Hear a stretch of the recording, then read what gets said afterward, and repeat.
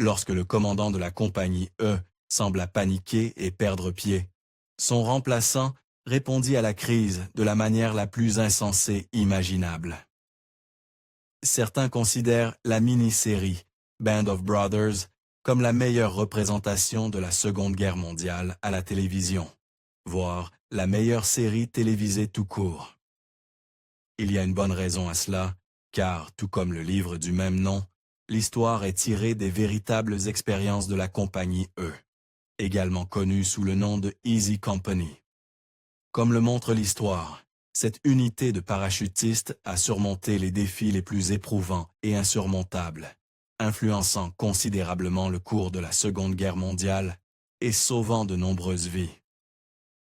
1 million d'histoires, de grand courage et de brutalité ont émergé de la Seconde Guerre mondiale, souvent de pair. Et les exploits de la compagnie E ne faisaient pas exception.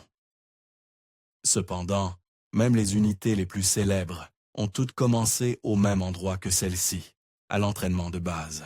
Créée en 1942 à Camp Toccoa, en Géorgie, et commandée par le premier lieutenant Herbert Sobel, la compagnie E faisait partie du 2e bataillon du 506e régiment d'infanterie parachutée de la 106e division aéroportée. Bien que Sobel ait pu être le bon choix, il était assurément sévère. Dire qu'il a mis son unité à rude épreuve serait un euphémisme. Avant même qu'il ne s'entraîne comme parachutiste, les exercices rigoureux et, selon certains, tyranniques de Sobel transformèrent son unité en certains des militaires les plus en forme physiquement, bien que ressentis. En fait, la compagnie finit par sauter l'entraînement physique à l'école de saut, car ils étaient déjà en excellentes conditions. Par la suite, ils passèrent beaucoup de temps à se préparer. Après avoir terminé leur entraînement en Géorgie, la compagnie E traversa l'Atlantique et s'installa à Wiltshire en Angleterre à la fin de 1943. À ce moment-là, la planification de l'opération Overlord était déjà en cours, et les forces alliées préparèrent leurs hommes et leurs ressources pour envahir la Normandie. Ainsi, la compagnie E passa la plupart de son temps à attendre l'opération. Pendant ce temps, cependant, des préoccupations commencèrent à émerger.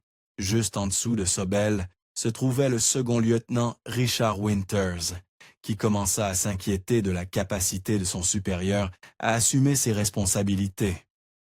Outre la tendance de Sobel à discipliner durement les hommes au moindre prétexte, Winters avait des inquiétudes concernant son leadership. Bien que Sobel fût un excellent officier d'entraînement, plusieurs problèmes, comme de mauvaises prises de décision, n'inspiraient pas beaucoup de confiance. Il n'était pas le seul à penser ainsi. Naturellement, les tactiques de commandement autoritaire de Sobel ne lui valurent que la haine de ses hommes. Ce mépris grandit au point que non seulement Winters se demandait si le premier lieutenant serait fiable au combat, mais les autres hommes également. Sans compter que beaucoup dans la compagnie E préféraient ouvertement le commandement de Winters. Bien sûr, Sobel n'était pas ravi de cette situation. La dynamique tendue entre Sobel et Winters était difficile à ignorer, et finalement, Sobel décida d'agir. Après que Winters eut négligé d'exécuter les ordres de Sobel concernant l'inspection des latrines, Sobel aggrava inutilement le conflit, accusant le second lieutenant de ne pas avoir exécuté un ordre légal. Winters, cependant, n'allait pas laisser passer cela. Winters savait que Sobel avait une dent contre lui et estimait que la sévérité de la discipline imposée était injuste. Par conséquent, il aggrava le problème et demanda qu'un conseil de guerre examine l'accusation. En conséquence, le commandant du bataillon, le major Robert L. Strayer, décida de mettre l'affaire de côté. Cependant, Sobel restait insatisfait. Avec l'accusation mise de côté, Sobel aurait pu laisser la situation des latrines de côté et continuer professionnellement. Cependant, l'amertume entre les deux officiers était trop forte, et il déposa une autre accusation contre Winters le lendemain.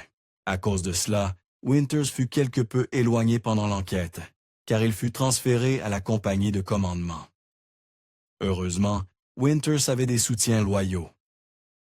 La haine envers Sobel parmi les hommes de la compagnie E et leur soutien à Winters ne passèrent de pas inaperçus pendant l'enquête sur l'accusation.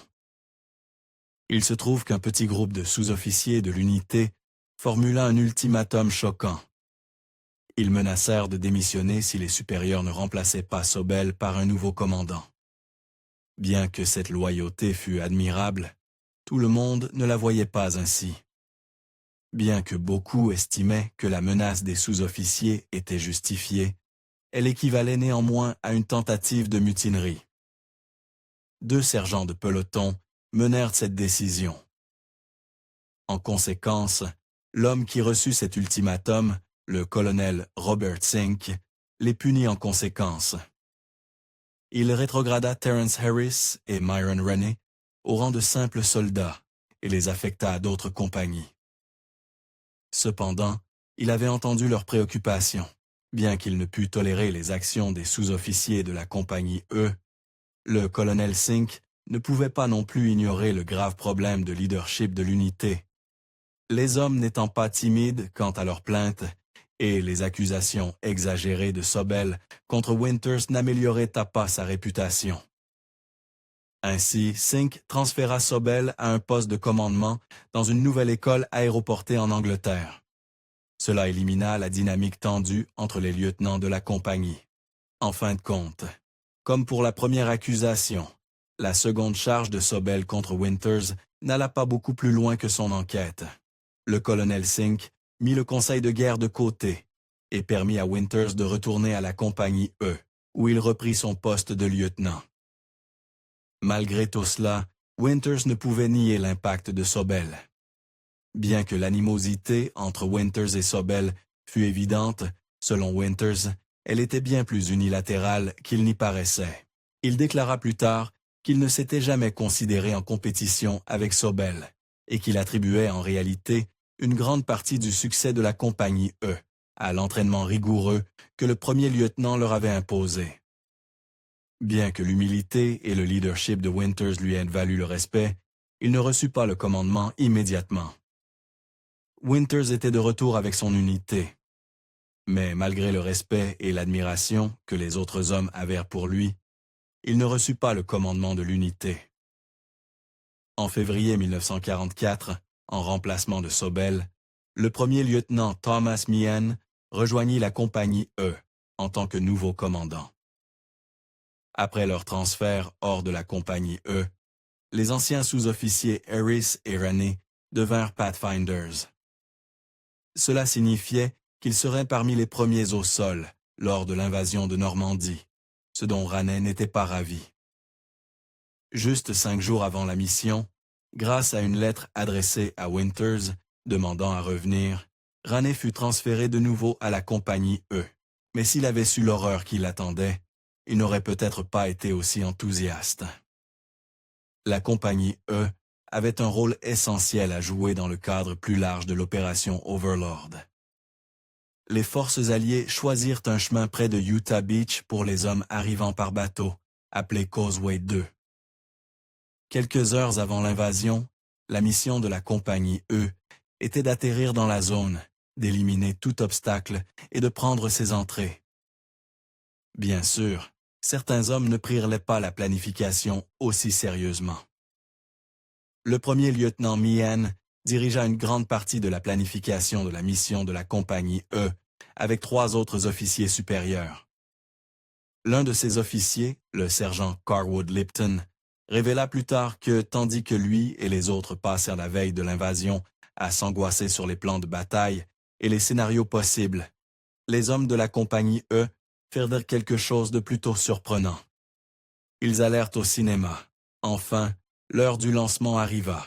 Prête à lancer l'invasion, la compagnie E se divisa en plusieurs groupes, ou sticks, avant de monter à bord de leurs avions respectifs. Les supérieurs qui formaient la section de commandement de la compagnie E, y compris Meehan, furent assignés à l'avion numéro 66 et entreprirent leur mission. Malheureusement, c'est là que tout prit une tournure dramatique. Arrivant avant l'invasion amphibie alliée, L'avion 66 volait en tête d'une formation en diamant avec 3 autres avions. Horrifiquement, leur formation se brisa lorsque des tirs antiaériens au-dessus de la France touchèrent le numéro 66, provoquant une collision avec une haie. Une explosion dévastatrice suivit, et tragiquement, il n'y eut aucun survivant. Heureusement, les autres avions furent de plus chanceux. Les 3 autres appareils de la formation de l'avion 66 transportaient plusieurs autres membres de la compagnie, dont l'un assista à l'accident de première main après avoir sauté de l'avion 69. Ed Mauser, membre du 2e peloton de la compagnie E, vit sa perspective bouleversée lorsque les forces de l'hélice de l'avion le frappèrent au visage, provoquant un violent coup du lapin, mais lui offrant une vue glaçante du triste sort de l'avion 66. Cet événement malheureux entraîna un changement de leadership. Bien qu'il n'ait pas été témoin de l'accident d'avion et ne savait donc pas que le premier lieutenant Meehan avait péri, Winters savait que ses supérieurs étaient au moins portés disparus. En tant qu'officier le plus gradé présent, il prit le commandement de la compagnie E, alors qu'ils se regroupaient et avançaient vers Causeway 2. Puis, ils poursuivirent la mission. Le jour J était en cours, et au milieu du chaos, Winters était devenu le chef de facto de son unité et reçut l'ordre suivant de la compagnie E. Face à la simple déclaration « Il y a du feu le long de cette haie, occupez-vous-en », Winters et sa compagnie visèrent une batterie allemande à proximité et désactivèrent 4 pièces d'artillerie lourde. Bien sûr, ils firent face à une forte opposition. Ensuite, l'objectif était que les Alliés prennent Sabiachet, la ville de Carentan, ce qui permettrait aux Alliés de transporter des provisions entre Utah et Omaha Beach. Bien sûr, les forces allemandes n'ignoraient pas cet avantage tactique. Elles firent donc de la défense de la ville l'une de leurs priorités. Naturellement, les Alliés rencontrèrent des problèmes stressants, commençant 4 jours après le jour J. La bataille de Carentan dura du 10 au 14 juin, période pendant laquelle l'avance de la compagnie E sur la ville ralentit à cause d'une embuscade mortelle. Ayant fait des progrès significatifs dans leur mission, la compagnie E et 2 autres se dirigeaient vers le sud-ouest, à l'extérieur de Carentan, le 12 juin, lorsque des tirs ennemis les arrêtèrent net. Soudain, les choses empirèrent. La compagnie E et ses alliés s'empressèrent de se défendre contre l'attaque surprise allemande. Cela devint bientôt encore plus difficile, car aux tirs des escouades ennemies s'ajoutèrent des barrages de chars et de mortiers. Cependant, tout ce qu'ils purent faire initialement fut de se mettre à l'abri. Bien que cela ne durât pas longtemps, selon les rapports, la brièveté de l'attaque ne la rendit pas moins cauchemardesque. Les Allemands frappèrent les compagnies en progression, durement et rapidement. Mais, à la fin de la journée, la compagnie E et ses alliés les surpassèrent. Ils avaient capturé Carentan et en payèrent le prix fort, le vacarme des cris et de l'artillerie, rapidement remplacés par les gémissements des hommes blessés, comme l'écrirait plus tard le sergent Donald Malarkey. Même alors, la compagnie E n'était pas une unité à sous-estimer. Le 13 juin, les forces alliées avaient capturé Carentan, mais la bataille n'était pas encore terminée. Les Allemands lancèrent une contre-attaque, perçant les lignes alliées, y compris celles des compagnies Dog et Fox, qui voyageaient initialement avec la compagnie E. Cependant, la défense de la compagnie E tint bon, résistant assez longtemps pour que les chars américains arrivent et repoussent définitivement l'ennemi. Mais cela ne se fit pas sans un lourd tribut, renforçant la réputation du leadership admirable de Winters. Il n'était pas du genre à envoyer ses hommes au danger pendant qu'ils restaient en arrière. Cela devint évident à la fin de la bataille, lorsqu'il n'en sortit pas indemne, ayant été blessé par un éclat de projectile ricoché à la jambe droite. Bien sûr, d'autres furent bien plus malchanceux. À travers le chaos du jour J et la bataille de Carentan qui suivit, la compagnie E subit un coup important. En fin de compte, lorsque l'unité revint, le décompte final indiqua que 74 des 139 hommes d'origine étaient encore vivants et en bonne santé. Sur les 65 pertes, 22 hommes étaient là de morts au combat et 43 étaient blessés. Cependant, peu de temps après, ils furent de nouveau dans le feu de l'action. À l'automne 1944, l'opération Market Garden, finalement un échec, entraîna plusieurs engagements alors que les Alliés tentaient de briser l'emprise de l'Allemagne sur les Pays-Bas. L'un d'eux eut lieu dans la région des rivières du Bas-Rhin, où la compagnie E et ses alliés se dressèrent face à 2 compagnies allemandes et les forcèrent à battre en retraite. Heureusement, leurs supérieurs reconnurent leurs exploits. Bien que les 2 compagnies allemandes délogées se révélèrent plus tard être une diversion, la compagnie E repoussa avec succès une force ennemie de 300 hommes. Pour commémorer leur acte audacieux et leur manœuvre habile contre une force numériquement supérieure, le colonel Robert Sink leur décerna une citation pour leur bravoure au combat. Leurs exploits ne s'arrêtèrent pas là, cependant. Également dans le cadre de l'opération Market Garden, la bataille d'Urnem eut lieu en septembre 1944, à l'issue de laquelle les Alliés perdirent. Cela entraîna la capture de milliers de parachutistes britanniques et polonais, tandis que plus de 100 restèrent bloqués et cachés derrière les lignes allemandes. Le mois suivant, les Alliés mirent au point l'opération Pegasus pour les secourir. Malheureusement, ils durent le faire sous le couvert de l'obscurité. Après avoir traversé le Bas-Rhin le 22 octobre et rejoint les hommes bloqués après la tombée de la nuit, un groupe d'ingénieurs royaux et de parachutistes américains les ramenèrent à la rivière pour l'extraction. Bien qu'ils fussent à plusieurs centaines de mètres en amont, une patrouille d'hommes de la compagnie E et d'ingénieurs repéra leur signal lumineux en forme de V, lançant immédiatement leur bateau. Ce fut globalement un succès. Après 20 minutes, la compagnie E atteignit la rive ennemie et remonta le courant. Là, ils rencontrèrent le groupe d'évadés, comprenant désormais plusieurs civils néerlandais et un groupe de Russes ayant changé de camp. La compagnie E aida presque tout le monde à évacuer à travers le Bas-Rhin, sauf un homme russe malheureusement capturé par les Allemands. Pourtant, leur bataille la plus éprouvante était encore à venir. Dans ce qui fut la bataille la plus vaste et la plus sanglante des États-Unis lors de la Seconde Guerre mondiale, la bataille des Ardennes dura du 16 décembre 1944 au 28 janvier 1945. Initiée. Lorsque l'Allemagne lança sa dernière grande offensive sur le front ouest, elle prit les Alliés par surprise, désormais dispersés entre la Belgique et le Luxembourg. Bien sûr, ils n'avaient pas prévu une telle résistance. Pour atteindre les routes essentielles au succès de leur campagne, les forces allemandes avancèrent près du village de Bastogne. Heureusement, la compagnie E était dans la région et reçut l'ordre de tenir sa position et d'arrêter la progression de l'ennemi. Malgré leur manque de nourriture, de munitions et de vêtements chauds, ils ne faiblirent pas. Lorsque le moment vint, la compagnie E passa elle-même à l'offensive.